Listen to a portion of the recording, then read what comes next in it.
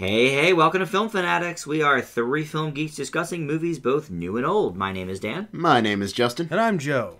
This week, Will Smith tries to keep focus. We learn what it means to be the Duff, and we go through the last 5 years with Anna Kendrick. And in our home media moment, Andre 3000 is Jimi Hendrix. Our triple feature of older films is new classic It's a Disaster, Justin's pick for old classic The Fountain, and the Oscar A to Z rolls on with the original 1981 Arthur. We're also going to talk a little bit about some news in the world of the Alien franchise. But first, we're going to talk about Focus, and Joe's going to have that for us. I certainly will, Dan. Focus is an American romantic dark comedy film written and directed by Glenn Ficarra and John Requa. Forgive Me, starring Will Smith and Margot Robbie. Legendary conman Nicky Spurgeon, played by Smith, meets a young thief in training named Jess, played by Robbie. Nicky decides to take Jess under his wing, and the two develop a romantic bond. However, Nicky can't get close to anyone and decides to cut off their relationship. Years later, they meet again as Nicky undergoes another big score, perhaps his last one. It's good to see Will Smith in good form again. He brings a certain charm and likability he often brings to this particular character. This is a key ingredient to the mysterious characters missing from certain films like Two Faces in January. Smith and Robbie have great chemistry. The film is shot well with the appropriate angular approach and close quarter shots. The script is really filled with energy and wit. The first act of the movie reminded me of Scorsese's style, similar to Wolf of Wall Street, actually. I found it fun and engaging. The movie then does a time skip, though, and holds some intrigue at first, but never gets quite as fun as the first act, peaking with the exchange with the always enjoyable B.D. Wong. Overall, the film is never boring and offers some good performances. I leave it with a B. I do believe that this is easily the best non-franchise Will Smith film role in close to a decade, I would say. I think him and Robbie have a great back-and-forth patter. I do think it might run on a little bit too long. One scene in particular is the worst part of the film's repetition. There's sort of a repetitious cycle halfway through the movie between him and Robbie trying to get back together or not. I think there's at least one scene there that can be acted completely without missing a beat, but it's a lot of fun. I had a good time watching it. It never takes itself too seriously, which I liked. And though the final reveal ends up becoming a bit obvious, the journey to get there is pretty fun. I give it a B+. Justin? And now for something completely more negative. I feel like the biggest issue I have with this movie is it's trying painfully too hard to be clever. This wouldn't be such a big deal if it wasn't trying to go out of its way to show you the sheer intricacies of how clever it is, when it's pretty much not.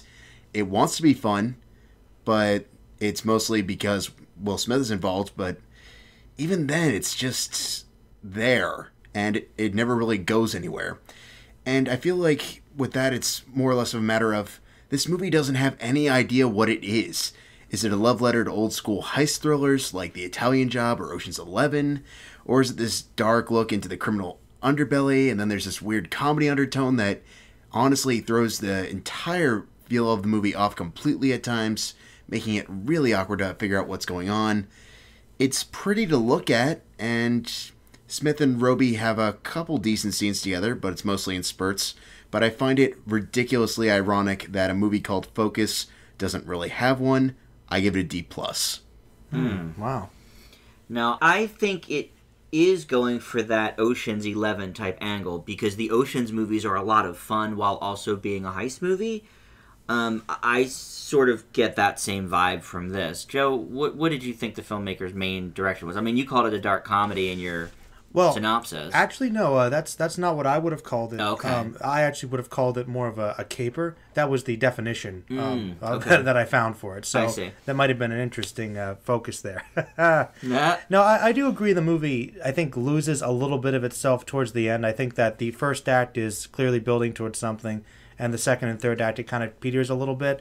But for me, what held it all together, actually, Justin, was the humor. I thought the fact that it had a lot of fun kind of kept it from actually suffering. Maybe I know that threw you off, but I felt like that was actually the one thing the movie was consistently going for that worked for me. And I think that you're right, it's mostly because of Smith, but I think he really elevated it. And what about the scene with B.D. Wong? That was my favorite part of the movie. Did you like that? You mean the... You know who B.D. Wong is? B.D. Wong's the only Asian man in the movie. I thought that part was great. Sorry, I just want to know what scene we were talking about, to be specific. Interesting, even though kind of overkill, to be honest with you. It goes on probably at least 2 or 3 minutes too long. I thought that was building the tension, though, because I was really interested, because I thought we were learning something about Will Smith's character, and we learned something else, which I thought was pretty good little twist. It was interesting. Itself, it fell into the many scenes where I was basically calling baloney the entire time, but it's like, I'm sorry, your intricacies are not that good. I'm sorry.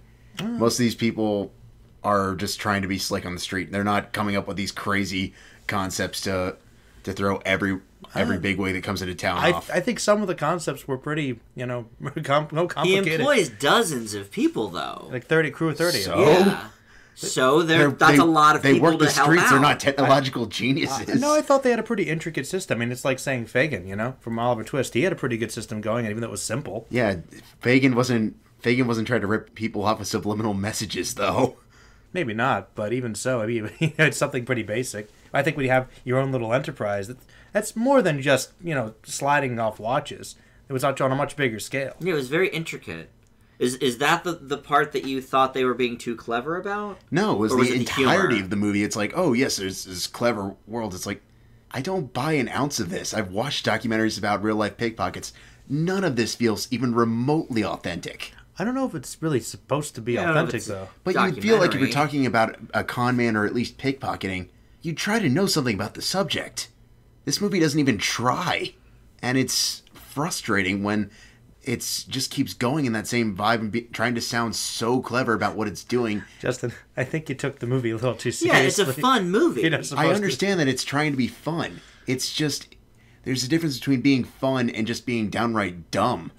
I didn't find it dumb. I thought it was pretty witty, actually. Yeah. I liked the quips. I thought the dialogue was pretty funny. I don't know. I thought it was enjoyable. Kept my interest through most of it. I thought their methods were interesting. I can't see how certain they are, but it worked for the movie, I thought. Yeah, I mean, I wasn't watching the movie to get tips on how to be a pickpocket. No, but like I said, I wanted to have fun watching it. I would still feel like, at least if you're going to go into this area for a storyline, you would at least know something about the subject. Well, that's the biggest problem. I don't believe an ounce of this movie. I don't think that this movie was going for gritty realism, though. But there are times where it feels like it's trying to. Not much of it, I'd say. I think it's supposed to be kind of grand and robust. I don't think it's supposed to be really down to earth. I would believe that some of the methods used in this movie are used in the real world. They make sense. I thought they did. Some of the scenes, some of the little exchanges I thought worked. Yeah, like the on the street type stuff. Yeah, I don't know about like the subliminal message thing. Okay, that's a bit much. Yeah, I don't know about that. But that's that was just more fun for the audience, though. But that's kind of realistic. It's Hollywoodized. It's a big movie. It's not really trying to be overly realistic. And I'm fine with that, but at least at the same time, you have to sell the idea. And I'm sorry, this movie does a terrible job with that. I'm all for suspension of disbelief, but if you're going to do that, make the audience want to not believe it. Want to believe in the lie, excuse me. I was fine with it. So, I can only speak for myself, I guess, but... I think I was just mostly engaged by Smith's performance. Yeah. I thought they had good... Didn't you like their chemistry? Like I said, in spurts. I feel like they were very stop and start. I feel like some of the stuff was basically like, let's find a way to put them together just because we can. It's adorable for Hollywood cliche romance, but... I mean, I believe the movie could have definitely gone for a much bigger, serious direction, which I would have preferred, because I think that's where it hung off, and that was where the movie was excelling. Mm-hmm. It never does get quite as good as it did in the first act. Dan, what do you think about that? Well, I agree with you that the capper scene is the B.D. Wong football field scene. Absolutely. Because you feel like that's going to lead off into much more, and then we get the reuniting later, and you think, okay, this could be bigger, and it never quite matches that. I suppose... It sort of is two movies in one, or a part one, part two. That's how I looked at it. Kind of. Yeah. But I guess that didn't really bother me because I did enjoy both parts that they were telling. Mm-hmm. Maybe it didn't jive as well with each other as it could have. Mm-hmm. But, I mean, I enjoyed both parts. I do agree that the first half is stronger, and the B.D. Wong part is the best. I don't know. I thought the stuff with the racetrack 3 years later, I thought that was interesting as well. Like I said, I think the part of that I could have done without is the constant back and forth between him and Roby with the, are they going to reunite or are they not going to reunite? Yeah. I think that went on a little too long, but the quote-unquote caper itself in the second half, I enjoyed. Not so much for you? I thought it was okay. I just thought that the movie... it took itself less seriously as it went on, and so I wasn't sure how to feel about it. I just wish it hadn't been such a dramatic time jump. It was a pretty big time jump, I thought, and that I will admit the one thing that did stick out to me is there is like a 3-year time jump, and then they meet up again, and I thought, well, that's way too much of a coincidence. Okay, so what happened within those 3 years? No, the way it worked out later I thought was fine. Yeah, I was going to say, but the way it works out at the end, I mean, that sort of makes sense. It does. It does make sense, but when you first see it, you kind of almost It's a little jarring. Like, yeah. Really? Like, so maybe that kind of works against it a little bit. Okay. So there was some fine-tuning I think could have been done, but it all does make sense. yeah, it works. I mean, I thought it worked. I just wish For it what had... it is. I thought it had a little more... Needed a little more punch, I guess. Mm-hmm. But for the most part, I think it has focus. I know Justin would disagree. All right. Well, on that note, let's move on to The Duff. Mae Whitman from TV's Arrested Development and Parenthood, not to mention show favorite Perks of Being a Wallflower, in The Duff plays high schooler Bianca Piper, who, saddled with 2 supposedly gorgeous friends, learns that she is the group's Duff, designated ugly fat friend. Upon learning this news, she tells her friends off and makes a deal with her hot football star neighbor, Wes, played by Robbie Amell. She will help him pass his classes and stay on the team if he helps her become less duffish in an attempt to win her crush Toby, played by Nick Eversman. Bella Thorne co-stars as mean girl Madison, who delights in an on-again, off-again romance with Wes, and Allison Janney and Ken Jeong also have supporting roles. The movie is based on a popular book of the same name by Cody Keplinger, and directed by Academy Award short subject winner Ari Sandel in his feature-length debut.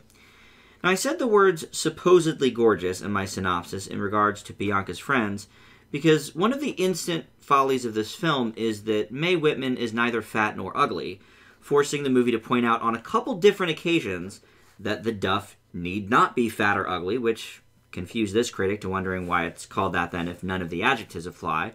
But semantics aside, Whitman is actually great for the role. The sarcastic wit and couldn't-care-less attitude that she has brought to her most famous roles is perfect for the Bianca character. It's clear the Duff wants to attempt at capturing the same magic that Mean Girls did some 11 years ago. Clearly that doesn't happen, but that's easily one of the top 2 or 3 high school comedies of all time, so that would be a little tough. The Duff, though, has a lot more going on than meets the eye. I thought it was funny, well-written, and also heartfelt. It is fairly predictable, but I enjoyed it, and I give it a B. Justin? I feel like The Duff is mostly by the numbers teen rom-com cliche with a couple interesting observations. Like Men, Women, and Children, it seems to want to be knowledgeable about social media, but it's nowhere near as smart as it thinks it is. But I think it does have a couple respectful stances on cyberbullying and the evolution of high school hierarchy, even though I'm with you, Dan, on this one. Mean Girls still does remain the one to beat. Well. Then again, it's Mean Girls. Yeah, that goes without saying, honestly. The start has a couple lame jokes that made this critic eye roll more than a handful of times, and I think ever since I saw the first poster, I thought the use of the terminology Duff is beyond contradictory. But I'm actually with you. I thought Whitman was surprisingly fun in the lead, and I thought Janney completely stole the show in her few but very memorable scenes in the film. I give it a C+. Why does Whitman surprise you, though? I don't know. I was expecting, just going off of like the marketing and everything involved, I was like, can she carry her own movie? I don't know. Yeah, but it's not like she's doing, 12 Years a Slave here. It's the Duff. Well, no. So, I mean, for a fun high school movie, I mean, we saw her in action in Perks, and obviously we've seen Arrested. I always like Mae Whitman. I was pleased to see her showcased in this film and do so brilliantly. I mean, obviously Allison Janney is one of my favorites. I don't know that she stole all the scenes she was in, but she was very good as well, like she always is. Joe, what'd you think of The Duff? Well, Dan, I think you predicted pretty correctly, actually. I think going into this movie, I kind of expected, I knew it was going to be. I thought that it had a decent message. I mean, I think anything about self-worth and high school is a lot of things that a lot of kids can relate to, and this is certainly not the first movie to do that. But I think for the most part, it hits most of the right beats. I did like Whitman a lot. I thought she was actually really fun. I liked the chemistry she had with some of the other characters. I liked Janney, of course. It was always good to see her. I thought she was pretty funny as well. I thought about the Duff thing. That didn't bother me that much because I kind of understand what they're saying. It's not necessarily they necessarily have to be the extremely fat or extremely ugly. It's just in comparison to what somebody else has a standard of thinness or beauty. So I understand the flexibility there. I think A lot of people kind of have that view. So that didn't really bother me. I kind of understood that there. I thought it was a fairly enjoyable movie. I mean, I was actually thinking the Mean Girls comparison too, like it's trying too hard to do that, and it's just going to fail. But I give it a B-. Okay. I thought it was pretty acceptable. So boy, I did call that. You were I actually, knew you'd be right in between us. You were Although, correct. I'll be honest, I didn't think Justin would grade it so highly, actually. Really? I was thinking more C-. No, there were things I enjoyed about this. I did laugh a couple times. And women definitely held her own, which I really enjoyed. Oh, yeah, she's great here. Do I think some of the stuff is underplayed at times? Do I think sometimes it's wants to do a little too much? Yes, and do I think the concept of the Duff exists, but no one calls it the Duff, so why they're choosing to make up a high school phrase that is not anywhere completely throws me off. Well, I know the standard definitely exists. Is this some totally made up thing? Because I feel I believe it was made up for the book. Yeah, I never heard of it before. Okay, because I mean, it sounded very familiar. But I mean, is it that different from, Mean Girls calling the popular girls plastics? Nah. I mean, that was made up for Mean Girls. They didn't call it the Plastics. Yes, they called their clique the Plastics. No, I'm saying the title of the movie is not the Plastics. No, but I mean, the title of the movie doesn't really matter. They talk about the Duff enough that it could be called anything. Well, I mean, really. it's high school. They make up social statuses all the time. I guess my issue mainly with the I love the casting of Mae Whitman, but all right, well, she's not any uglier than those other two girls. Did you want them to cast somebody that was completely... Well, look at Hairspray, right? Nikki Blonsky is a heavy girl who one could say is maybe unattractive. I mean, well, that's kind of an eye of the beholder sort of thing, though, too. It is. I don't know. But you certainly can't call Mae Whitman fat. No. No, no, definitely I mean, not. I guess she's got a rounder face, but that's... I mean, they really just kind of made her down a little bit in the face. Fleshy, but it's not like... That's about it. Massively and by the obese end of the movie, I get that the concept is... It's flexible. It's flexible, and, every group has a Duff. That's why it didn't bother me, what that was. It's just but for them hook. For them to have to mention it, though, so many times throughout the movie, it's a little bit of a flaw. Yeah, that's probably the... That's probably where the Duff is more evident than Mean Girls. Like, you're right, the Plastics is there, but it's not brought up in nearly every scene like the Duff is... constantly thrown out in front of our faces. No, nor do they have to really define the plastics. You kind of get it. Yeah. They're plastics. They look like Barbies, The romance, I thought, was pretty good. I mean, works.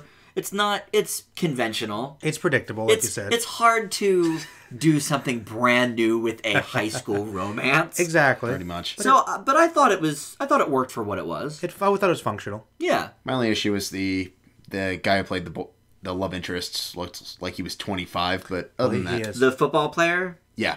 They are like 25. Well, yeah, I mean, Mae Whitman's got to be... You know how I feel about it. I just Whitman, I could at least believe was a high school student.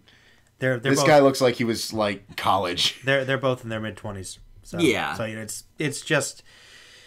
maybe one day they'll find actors that are actually, 19 and they can put them in the movie. They can make it work. Well, her crush... looked pretty young. Yeah, but, supporting. Yeah, true. All right, well, Justin, it's better than I thought it was going to be, so I'll accept it. C+, not bad. No, it's not too bad. Fair enough. All right.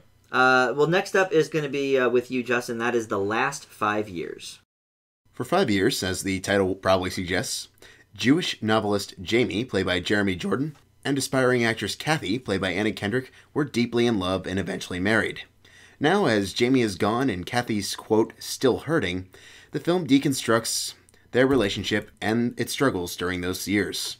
And by the way, it's a musical, which is not a bad thing at all. Now, usually the rapid-fire nature of constant song numbers in musicals becomes overkill for me personally, but here I think it's insightful, fresh, and I think it honestly keeps the audience anticipating what's coming next for it, particularly with the interesting parallel of Kathy's story moving from the end to the middle, and Jamie's moving from the beginning to the middle. Creates a sort of positive-negative contrast that I think is really cool. Admittedly, some songs are better than others, and the sections involving Jeremy Jordan aren't quite as compelling as Kendrick's, but The Last 5 Years I thought was a really great musical that's keeping me hopeful for everything else that's in store for us in 2015. I give it an A-.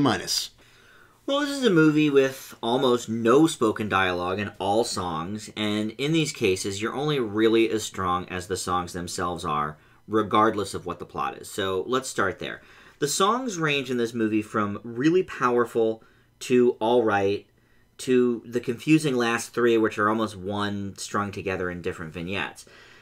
But the main problem is that since it's only a two-voice film, these really are the only performers, more or less, in the whole movie. Yeah. Those two voices should be on the same level. They aren't. Jordan has a good voice, sometimes very strong, actually, but Kendrick is fantastic, and in songs where they're singing duets, he just can't keep up. Next is the story. I liked it a good deal. It's not amazing, but I will admit, Justin, I like the way they did the sort of merging of the two stories. However, it is a little bit confusing. But also, because everything is through song, the songwriters sometimes put too much focus on being clever with the lyrics rather than advancing the story or the character arcs. So there are some scenes where the two really sort of just become one note, no pun intended. But I did like watching it. I thought most of the songs were good enough. It's just if you're going to do a movie that's no dialogue in all songs, we've kind of already got Les Mis. Though since the best line in the last 5 years is a jab about Les Mis, I do have to respect that. I give it a B. Joe, how about for you? This was an interesting watch. I was not expecting it to be so dominated by the music. It was good. I do agree. I mean, Kendrick's voice is great. I think that most of her pieces in the movie are just fantastic.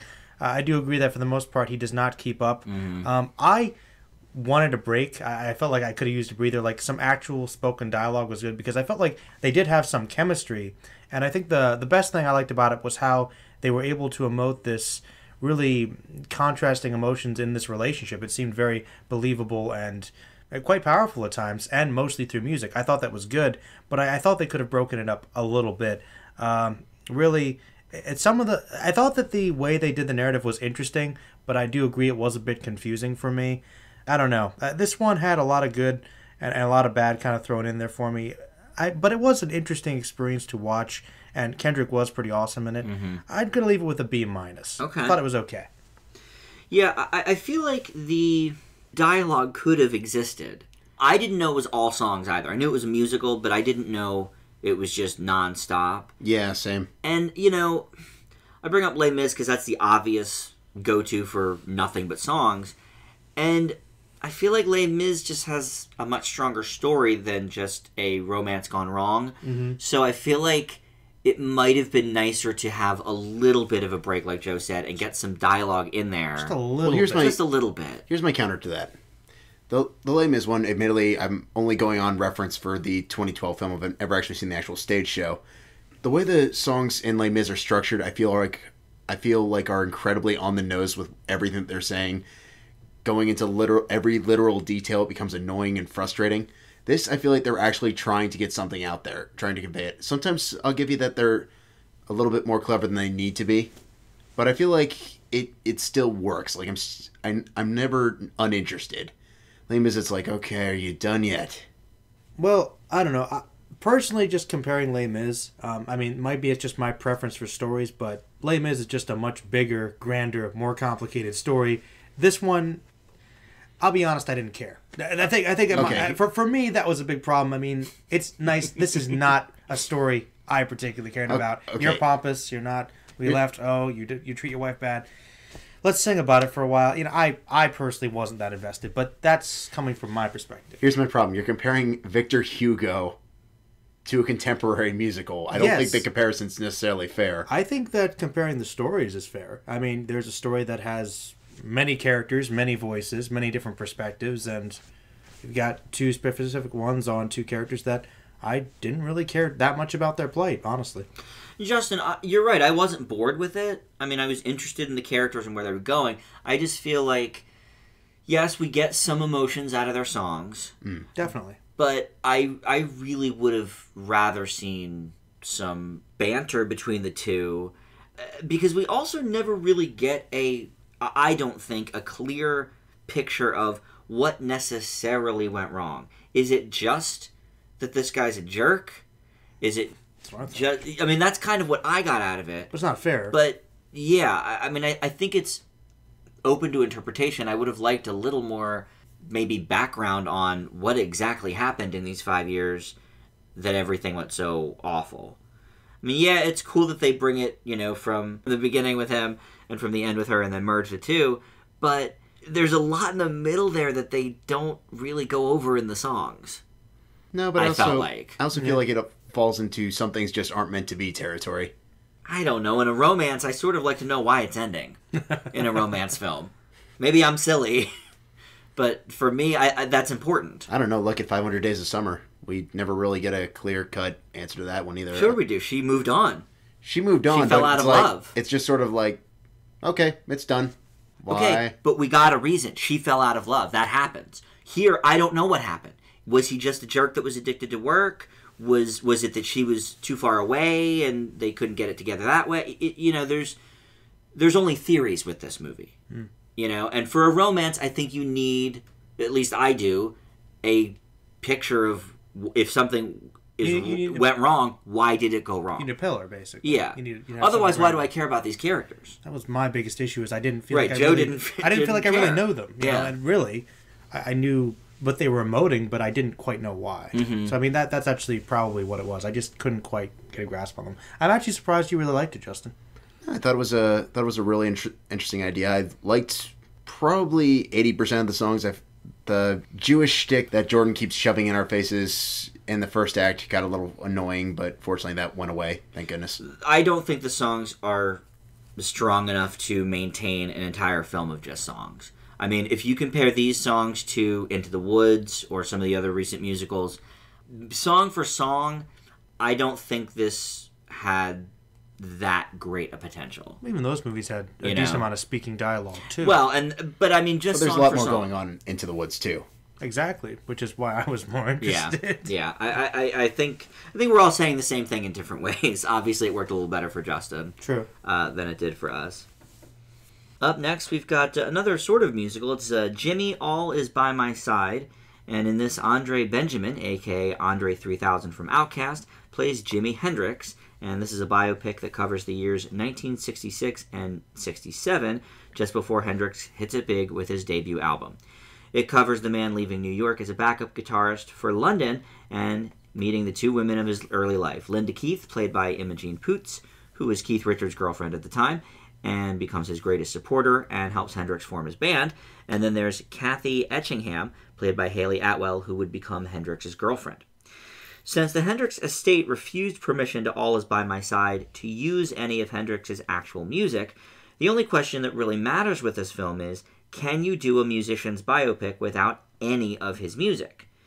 The answer with All Is By My Side is sort of. Writer-director John Ridley, the Oscar-winning writer of 12 Years a Slave, decides to skirt this by only focusing on that 1 year before Hendrix hits it big, which is one way to go.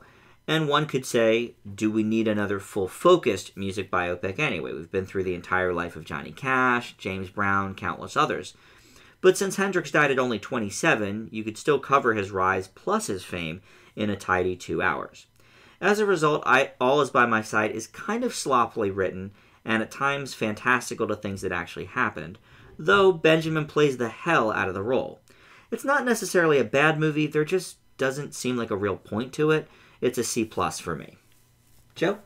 I've always been a pretty big fan of Jimi Hendrix, so I was actually really interested in this one. I think I kind of like the style of these biopics where they focus on one aspect of someone's life rather than doing the whole thing, like with Lincoln, and what's another one we watched Selma recently. Selma. Yep. I kind of like that. I actually do like focusing on a particular event and seeing how much we can learn about a man through that. So I thought this movie did an okay job. I definitely think he did an excellent job playing it. I think that was the most impressive thing for me, which surprised me. I was interested in the relationships with the women, and I thought that they did kind of capture the atmosphere fairly well. But I'm glad you brought that up because I did feel like they were missing pretty much Why aren't they playing any of the songs? And I thought that was really, really interesting, and that does actually make sense. And that's an interesting question you brought up. Can you do it without the music? I feel like you could, but it would just be weird. And I feel like that's how this movie comes off for me. It was kind of interesting, but I do feel like it did kind of drag at some points. On the whole, though, it was an interesting watch. I'm going to leave it with a B-. Okay. Justin? Well, you'll certainly see some parallels with your reviews for this one. I feel like what really does make this movie work is Benjamin, who was honestly the last thing I was expecting to like about this movie. Agreed. But I feel like he captures the spirit and the attitude of Hendrix, giving us an honest portrayal, which mostly compensates for, as you both put rather perfectly, the absence of actual Hendrix music. It's really weird. It's weird, but I mean, I had heard all the buzz ahead of time, so I was sort of preparing myself for it over the course of like 1 or 2 months. But, I mean, the movie itself is a different story. I feel like it runs on a bit too long. Some things are a little odd. I liked Haley Atwell, but I usually do. But as a whole, it's passable if only for some good music and a mostly solid performance. I'm with you on this one, Joe. I'm going to give it a B-. Yeah, I don't mind the whole segmented thing. Like I said it when we talked about Selma, that I really liked that they only focused on that one thing. But like I said, Jimi Hendrix's life was so short. I mean, they did 80 years of Johnny Cash in 2 hours. And I think the man had been through a lot.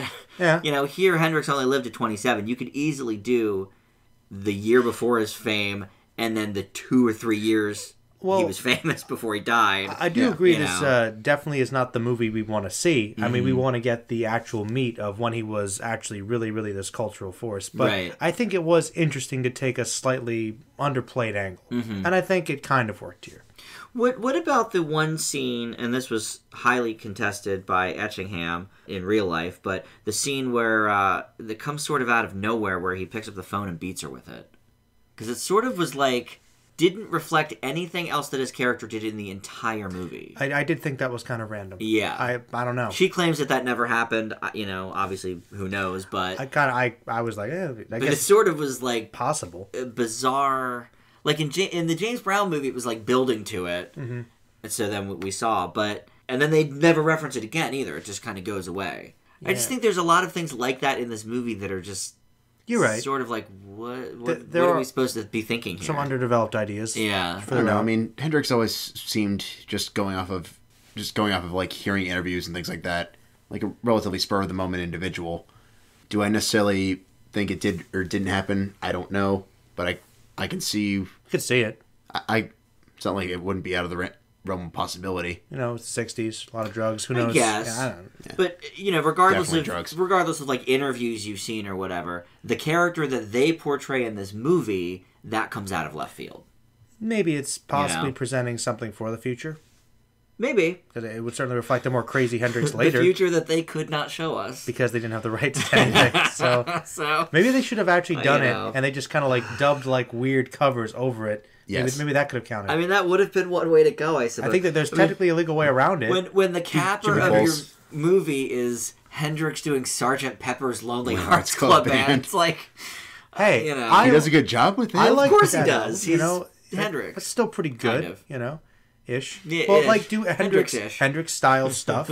You could take other artists' stuff and do it Hendrixy. Yeah, it could kind of work. Which they did, like with when he was just like riffing and doing instrumental stuff. Yeah, they do. You know, it's sort of the Hendrix feel to it. So I think as long as they had some of it, it's not like it's totally absent. No, it's not. Just like 95%. Right. All right. So I mean, kind of recommended. I feel like it's weird. It's a weird movie. It's a really odd one. I feel like if you're interested in Hendrix, you should probably check it out. But I mean, don't go in expecting a whole lot. Yeah. Certainly not going to get the music. Well, you probably have listened to it anyway, so that is true. You just listen to it while you're watching it in the background. You'll be fine. There you go. You'll be fine, and it'll be be a B+. You know, that's right. That's all you need. All right. Well, before we move into our older films that we're going to talk about, first up we have a news item for you this week, and that is news in the camp of the Alien franchise. And Justin, would you like to share that with us? A little while ago, Neill Blomkamp released some photos on his Pinterest of concept art for a potential Alien movie he meant to make a while back, but unfortunately was not ever able to do. It got a lot of really positive reception. A lot of people were really excited about it, and I think like a week or two ago, it was announced this is going to be his next movie. And it's supposedly going to take place after Aliens, and Sigourney Weaver will in fact be back as Ellen Ripley.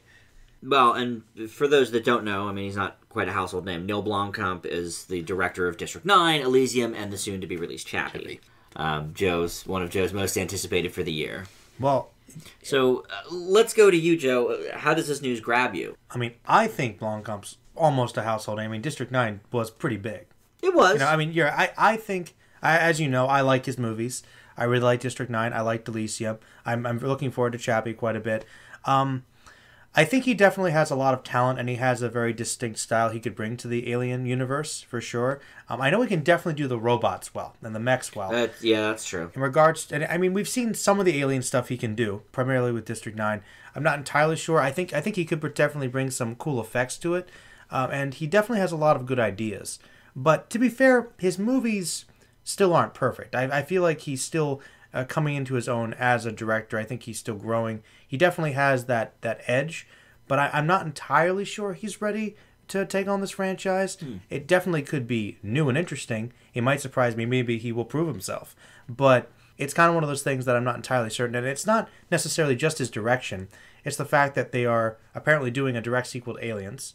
And whether or not we like it or not, Alien 3 and 4 are generally considered canon. And the fact that, as you brought up, Dan, Sigourney Weaver is much older now. Yeah, that's my biggest question with it, but I'll speak to that. And I feel like there are definitely some questions. I'm not saying it can't work. Maybe it'll be really good. I'm definitely interested in seeing it. But right now, I think it's an interesting choice.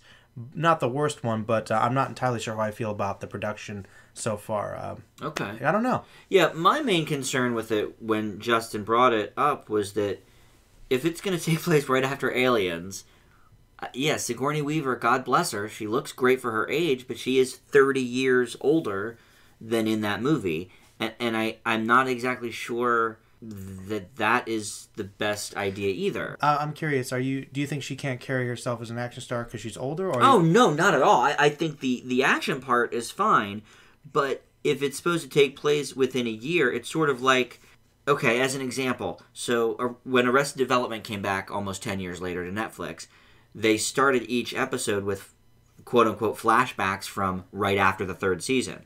Portia de Rossi had all this face work done and looked nothing like her old character. Mm-hmm. That's my concern with it, is that she is not going to really look like she did 30 years ago.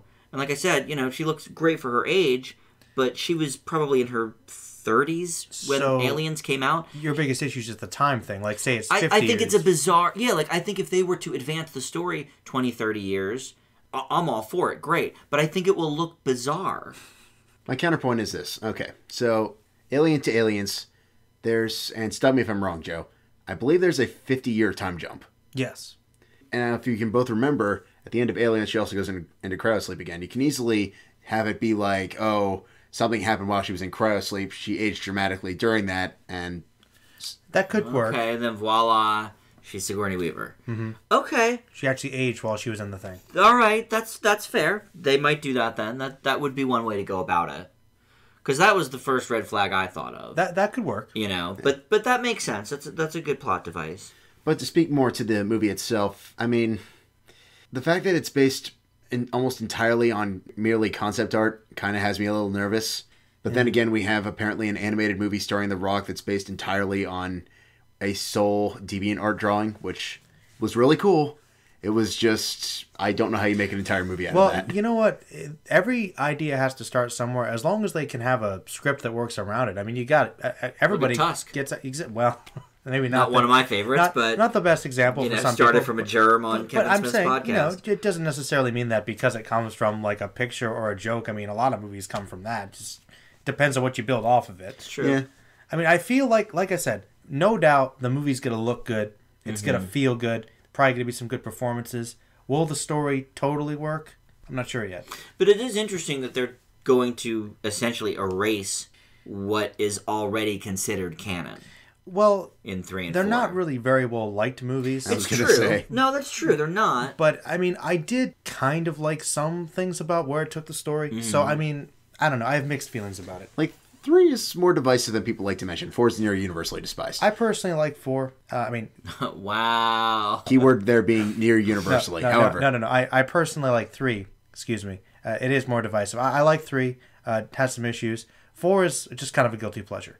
Okay. But it's not really that good of a movie. But I don't know if they necessarily need to be wiped out. Right. I feel like it would be better kind of to just go off of that and just do another movie and say, yeah, they existed. Let's build off of it and move on. Because they were good things. Let me ask you guys this. Would it be better, Joe, you're saying maybe Blomkamp is sort of still a little wet behind the ears to do this. Maybe a little. Would it be better if Ridley Scott or James Cameron produced? Directed it. Went back to the helm and directed it. You know what? I'll tell you what, okay?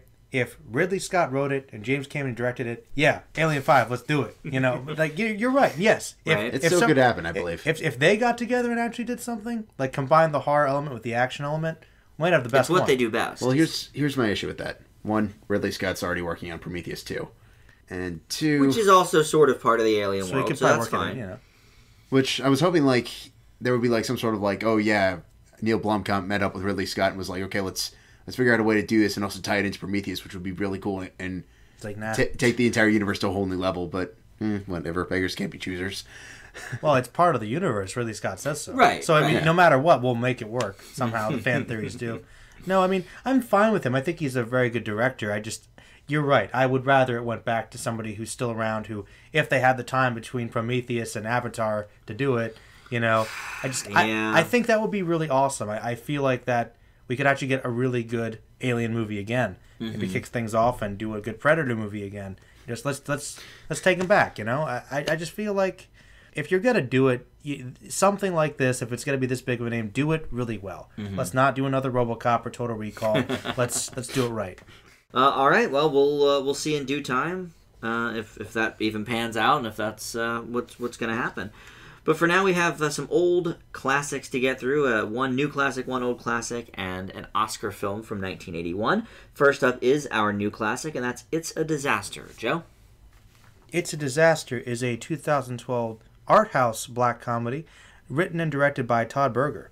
It stars David Cross and Julia Stiles, among many others, as a group of suburbanite couples who plan for brunch, but is interrupted by a chemical fallout leading to what appears to be the apocalypse.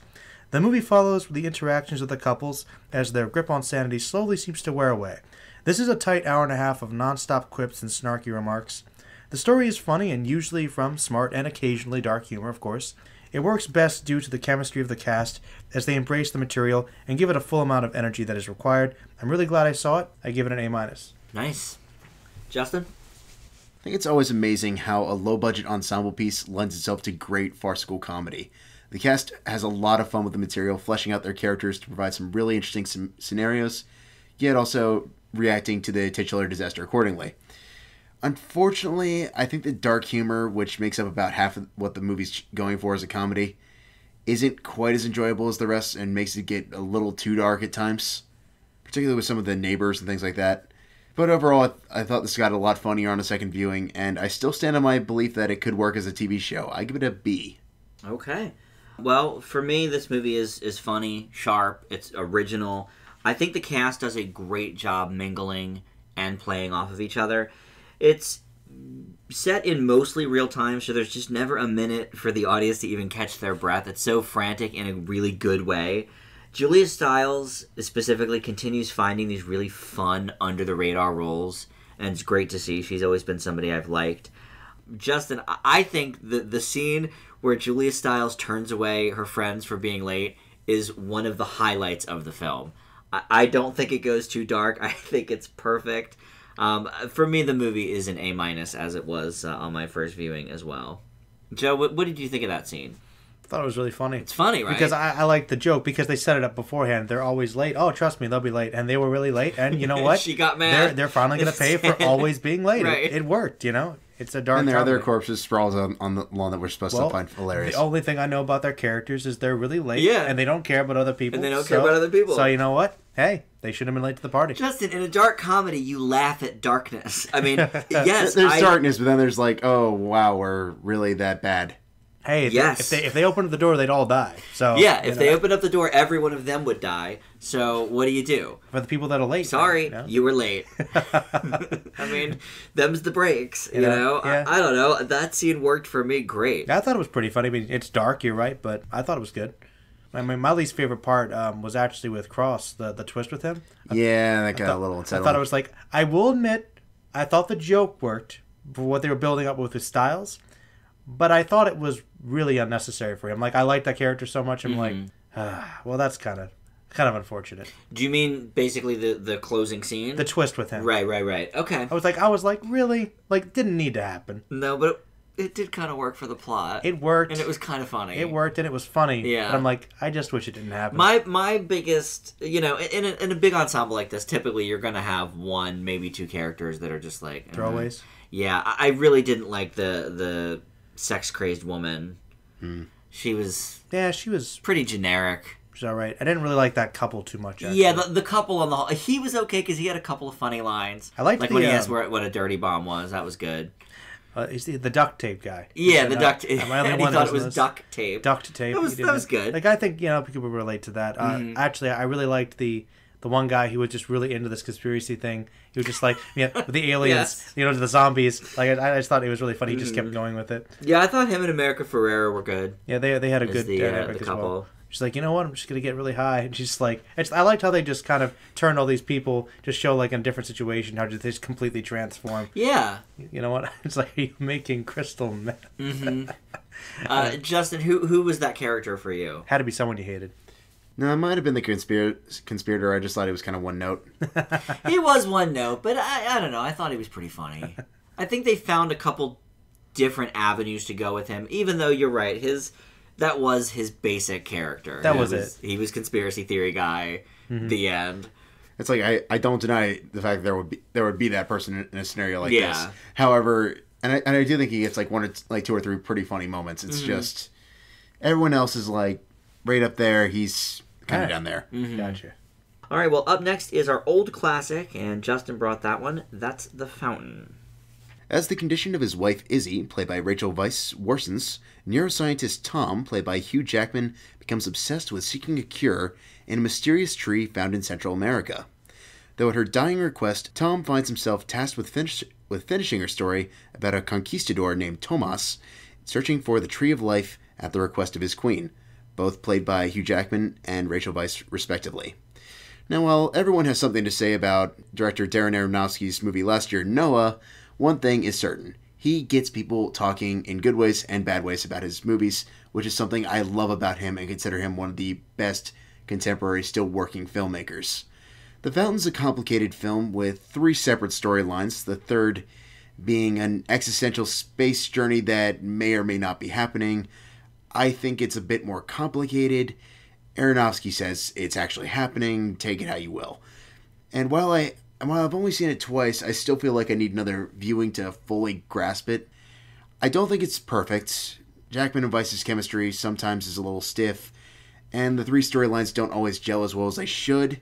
There are some really powerful moments in all three, but they're kind of hit or miss at times. But it's easily one of the most original and really, really beautiful films of the 2000s, with a great score by one of my favorite composers, Clint Mansell. I give it a B. Well, somehow for me, Aronofsky's brand of pretension tends to go over better. Maybe the goodwill from the first two of his pictures that I saw, the much more mainstream Wrestler and the beautifully artistic Black Swan. I can't really say for sure, but you're right, Justin. Noah, it wasn't among my favorite movies of last year, but it was certainly interesting. The Fountain is much more experimental than either The Wrestler or Black Swan, for sure, and it's a little hard to swallow all of the conceits it's attempting, but due to some fairly basic ideas he beats the audience over the head with about the fruits of life and Aronofsky's beautiful shots, it's fairly easy to be engaged with this film. I admit it gets a little bit tricky playing off of all the different parts. I thought the acting was good, though. I thought Jackman and Weisz worked okay together. I mean, I've seen them both do better separately, certainly. Absolutely. But I didn't think they were... Did you say stiff? I don't know if I would call them stiff. A little stiff at times. I thought they did all right. For them, maybe a little under par, but still good. But sadly, I thought it needed a more engaging story overall, because you've got these three things that kind of connect, don't really... It's kind of like Cloud Atlas-y in that way. Good comparison. But I will give it the benefit of the doubt that it's very interesting to look at all the way through, at least. So, due to the positives, I also give it a B. Joe? When it comes to The Fountain, I think it's about simplicity and beauty. I think it seems really complicated, but the basic story is there. It's pretty basic, It's a pretty basic story. The idea is love, and love is powerful. And whether or not you want to believe it's actual different timelines or one person's other story or just an interpretation. The symbols are all there. I think it has some of the most beautiful imagery I've ever seen. I think Hugh Jackman gives one of his best performances. Really, I think that just some of the sadness there in this movie. I disagree. I don't think they're stiff at all. I think that I really did feel their love there. Admittedly, that's more for the direction rather than maybe the performances per se. But they definitely have some chemistry. I think it's one of the saddest movies I've certainly ever seen. And I will admit, I don't know if the stories always gel as well together as they could, but individually they're all really interesting. So, I mean, and they all have something good to offer, and they work just enough. Really, this movie is one of the most unique ones I've ever seen. I think it's really powerful. I think it's got a lot of big ideas. Really one of Aronofsky's most daring, and one of the reasons he's still one of my favorite directors. I leave with an A-. Okay. I actually thought it might be a little higher for you, Joe. You talk about The Fountain a lot. Well, I watched it a couple times. I'm like, some of the gelling with the stories don't quite work, I think, as well as they could. And for me, it's funny. I actually really like the Conquistador stuff, and I really wanted more of that. I really like the dynamic between the two of them, and the existential journey in space is really cool. But it's almost not a story. It's literally just like it's just realistic like a really awesome set piece. Yeah. Just to kind of, as you might imagine, that's my least favorite part of the film. I figured it would be. It is for most people. Yeah, it is. But I feel like it does kind of connect the two things, because if you didn't have that, it's almost like two completely separate stories. Right. Basically. So I still think it's pretty awesome. You have to admit, towards the end, it does get pretty gorgeous with it. Oh yeah. Listen, the shots all throughout this movie are gorgeous. There's no doubt about that. But in terms of plot devices, in the grand scope of the film, I would say that's the weakest element. Yeah, no, that storyline might be, but I don't know. I think it's still a very excellent movie. Yeah, this one I would say is probably his most divisive. Yes, probably accurate. Yeah, right. Yeah. I mean, I've never seen Pi, but people generally like Pi. I think people generally like Pi's pretty well respected. Yeah, I'd say it's his most divisive, but I think it's still a pretty well liked movie overall. Pi, I think, is a little overrated, but. Well, it's my favorite one, so. Is Pi your favorite? Yeah. Okay. I tend to like the raw first outings. That is true. It's also... It's not as experimental as this, but it's probably his most surreal. He's definitely... He's channeling some David Lynch. I mean, there's a scene with the brain I'm sure you'll love a lot, Dan. Oh, God. And some drills. Great. Don't drill anybody's eye out. I'm just giving him random images. He can come to his own conclusions. Much like I did with this movie. That's basically The Fountain. Basically. Yeah. The reason I chose to run this was... I know why you chose it. No, actually, not for the reasons you're thinking. Okay. A month ago, one of my movie blog sites I go to frequently for news and things like that, made note that a fan made a particular cut of this movie in chronological order, and I was thinking, I haven't seen The Fountain in forever. I'm curious to see what that would have been like. Apparently, the blogger watched it, and he said he wasn't terribly crazy about it, but I was like, it really did make me appreciate this movie, though. So it's the Phantom edit of The Fountain. Basically. And by the way, Dan, you're right. I'm going to give it an A. Right? Okay, I mean, you love this movie. I don't care. Let's be real. All right. Yeah, it is like one of my favorites. I do love The Fountain. Yes, it's an A. Okay. Yeah. All right. None of the other stuff bothers me that much. Yeah, I was gonna say, don't be a Justin about it. Let one little thing make you give it an A-. All right. The one little thing gives it an A. Okay. Okay. But no, it's a really good movie. So that was why when I figured out I was gonna run this, I was like, would you guys care if I ran a certain cut of this version of this movie? No, you got to run the actual one. I didn't want you have to run the real version. Yeah. You can't run a fan-made version of a movie. The scenes are there. They're just not in the same. Yes, but that's not the director's vision, Justin. Don't tell me about the director's vision, Dan. You know what? It might be fun, though, to actually do something like that. In all seriousness, though, it would be kind of interesting to see. Have you ever seen The Phantom Edit? I have not. It is a genuine improvement. Is it really? Yeah. Huh. Actually. Makes it a lot more coherent, or... It just takes out a lot of stupid stuff. Jar Jar. Okay. No, they turned Jar Jar into a wise character by taking out his dialogue and just dubbing over it in another language. Oh, wow. Interesting. Very interesting.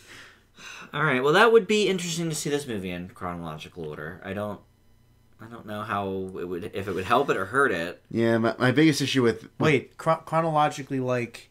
Each story, yeah, like Conquistador. Oh, you mean like neuroscientist space journey?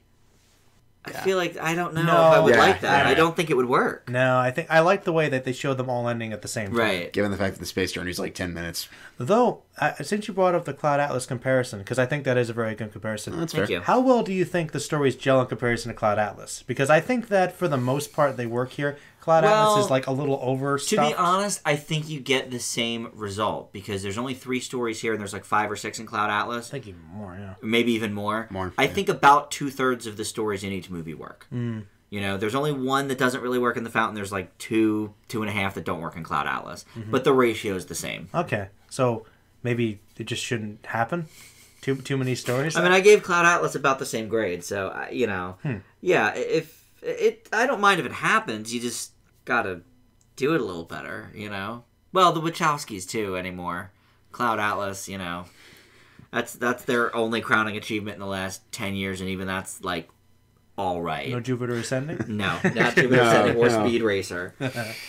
All right, well, our final film in the show is going to be our Oscar A to Z, and we're up to a pretty famous one here. The 1981 film Arthur, which was nominated for 4 awards. Best Actor for Dudley Moore, Best Original Screenplay, and it won 2 of those 4, which is Best Supporting Actor for John Gielgud and Best Original Song. Moore plays the title character, an alcoholic party boy and heir to an insanely large chunk of his family's fortune, but only if he marries the daughter of one of his father's business acquaintances, Susan Johnson, played by Jill Eikenberry. But Arthur doesn't love Susan. He falls in love with another young woman, Linda, played by Liza Minnelli. Hobson, played by Gielgud, the family butler, but more like a father to Arthur, sees the good ways in which Linda has improved Arthur and encourages their relationship. This film is sadly the one and only written and or directed by Steve Gordon, who passed away just a year later. Now, admittedly, I am also a fan of the 2011 remake starring Russell Brand and Helen Mirren taking over the Hobson role. Controversial. I know I'm in the minority there, but it shows the strength of this character and of this story. The 1981 original is obviously superior, but I do like both. Dudley Moore's Arthur has an incredible arc, one that we rarely see pulled off so well in a broad comedy like this. He and Minnelli are oozing with chemistry, and Gordon's script and direction plays off perfectly like the romances of the 1930s and 1940s. This movie is a really good throwback to some classic Hollywood-era movies. Easy to see why the Academy liked it. I love it. It's an A for me. Joe? Wasn't really sure what to expect going in with this one. I think the most interesting thing about it for me, and I think that I looked up a little bit, this was this gentleman's one film ever, and apparently he did a bunch of TV work, okay, but this was his one stab at movies, and unfortunately it passed a year later. Well, I think it actually really works. The movie is filled with these really awkward, quirky situations and characters, but it somehow feels very real. It feels very believable. Like, I feel like Arthur is a drunk, but he's kind of a believable drunk. Like, he's silly, but he's silly in a way that you definitely recognize. And I loved, like, every character in this movie. I loved his chauffeur. I loved Gielgud's character. Yeah, but the chauffeur is great. Chauffeur Mr. Bitterman. I think Liza Minnelli was good. It's actually, I think, the first thing I've ever seen her in.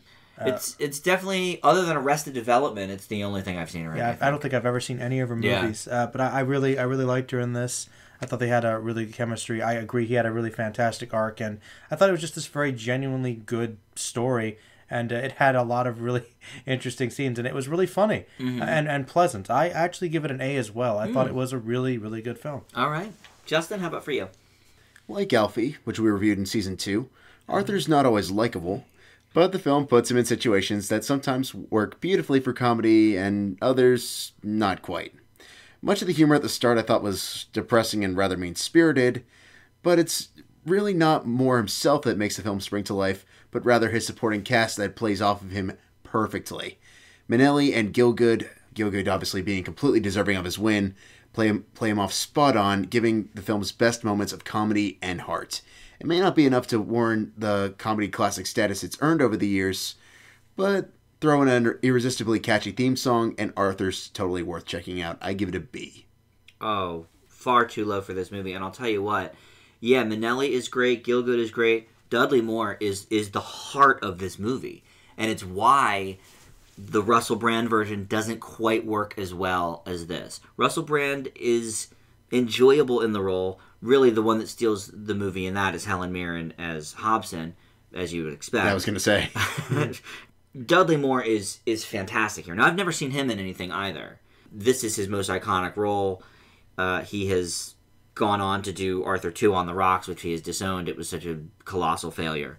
But this is the role he's best known for, and it's easy to see why. His arc here is so good, and I agree that at the beginning, we don't really know what to think of this character, because he's, laughing maniacally, being a fall-down drunk, maybe in situations that aren't funny necessarily, but like Joe said, they're very real. This is a very real character, and I think Moore brings a lot to this character that Brand could not duplicate in the remake.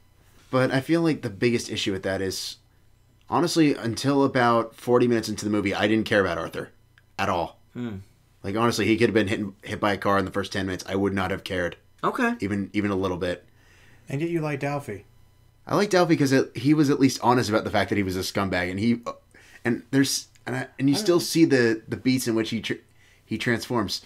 Arthur is more or less just manipulated by a supporting cast who are great and unforgettable, but honestly, when you think about it, it's just him being swayed to be a better person. I feel like if they weren't there, it would basically just be the thrilling adventures of a complete jerk. Well, yes, it is. That's why he needs them to have his arc. And I don't think he was a scumbag. He was just immature. It's really what it was. He's a spoiled rich kid. He had to grow up, and you're right, because the other characters helping him, he grows. Yeah. You're right. But it would just does be he him. grow, or is it just more or less him throwing money to do better things?